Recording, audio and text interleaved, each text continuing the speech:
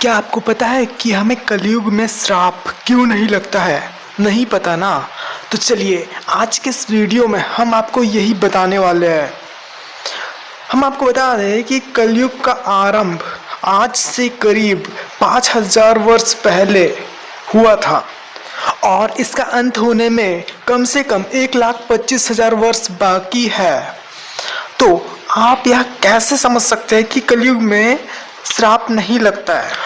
तो चलिए आपके इस डाउट को आज हम इस वीडियो में क्लियर करते हैं और जानते हैं कि क्या कलयुग में श्राप लगता है या नहीं। सतयुग में ऋषि मुनियों के पास अपार शक्ति थी। ऋषि मुनि अपनी शक्तियों का कभी भी दुरुपयोग नहीं करते थे और इसीलिए उन्हें पता था कि अगर किसी ने मुझे श्राप दे दिया तो वो श्राप मुझे भुगतना ही पड़ेगा। और उस समय श्राप का असर काफ़ी तेज था और समय के साथ साथ ये श्राप का असर धीरे धीरे कम होता गया।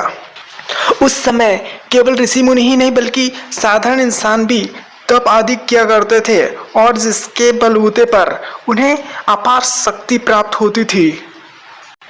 समय के साथ साथ कलयुग आता गया और दिव्य शक्तियों का असर धीरे धीरे कम होता गया।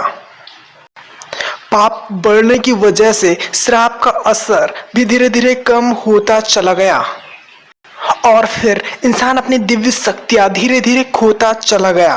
और फिर कलयुग के आते आते, लेकिन ऐसा बिल्कुल भी नहीं है कि कलयुग में श्राप नहीं लगता है। श्राप लगता है लेकिन उसका असर धीरे धीरे करता है। सतयुग और त्रेता युग में मंत्र शक्ति होती थी। मंत्र द्वारा ही सारे काम सिद्ध होते थे।